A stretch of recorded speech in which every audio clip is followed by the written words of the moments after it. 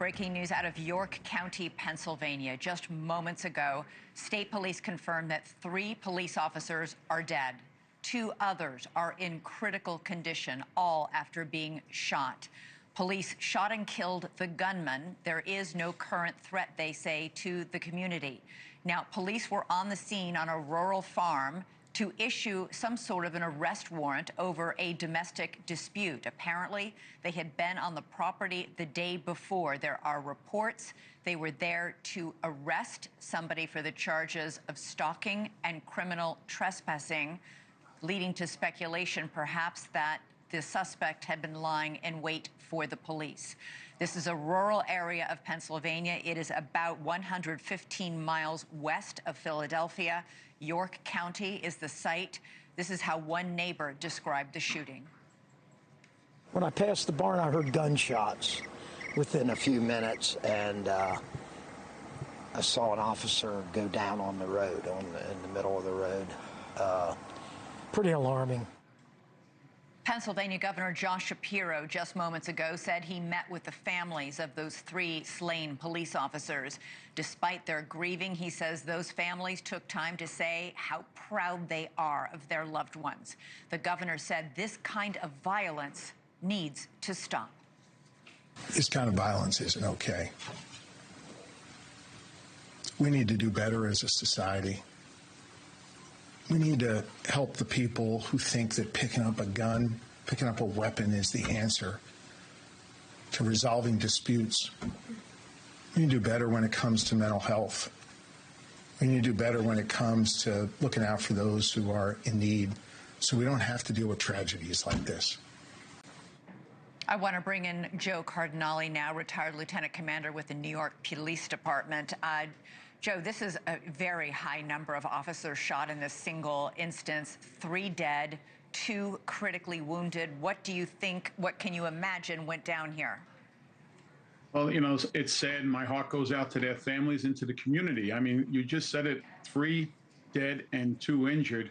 That's a lot of officers at one location to, you know, sustain that kind of, carnage right there. You know, Elizabeth, this isn't surprising for other reasons. We've had, if you go down to, it's called the Officer Down Memorial page, and you can see they keep track across the United States of officers that have been killed in incidents, and you'll see that a lot of officers are dying due to ambushes when they arrive on the scene. It's becoming more frequent now than ever before. And I put that to the fact that there is a total disregard for law enforcement across this nation. People just think that cops are expendable, all right, because of the way they're treated. You know? And let me ask you something, as as somebody who spent many, many years doing this, to send, we know at least 5 officers were on the scene to execute this arrest, perhaps more. That's a lot of officers. Does that indicate that they thought this suspect was dangerous even before they arrived on the scene? Well, my understanding is, as you stated, that they were there the day before, and maybe they felt that they had to bring a few more people just to cover in case he ran out the back, in case, you know, it might be a large piece of property. So they brought actually, always, numbers, always on your side. But to get picked off and to start shooting as soon as they arrived, this man planned that. For the crimes that were described, I don't see why somebody would do that. But then again, we never know what the criminal mind is going these days. But a lot of times when they execute warrants and they know what they're doing in New York City, they have the luxury of the emergency services that'll go in there with the armored vests and everything, and they'll go in if they have to and take the person out. And I'm not talking about killing them. I'm talking about extracting them from the location. Maybe they didn't have that luxury here. Maybe they just knew the person. Maybe they knew the person.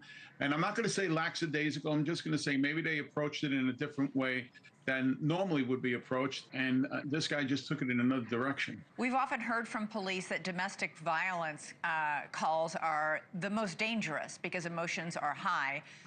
We don't know that this was domestic violence. It was termed a domestic disturbance call by the state police in the news conference just a few minutes ago. I mean, that would raise, maybe there's high emotions because they were there executing an arrest warrant related to a domestic violence investigation.